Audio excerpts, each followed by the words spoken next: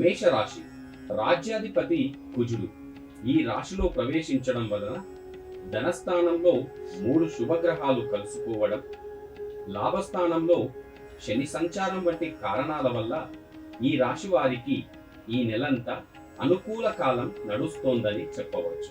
ఉద్యోగాల్లోనే కాకుండా కుటుంబంలో కూడా అనుకోకుండా కొన్ని శుభ పరిణామాలు చోటు చేసుకుంటాయి.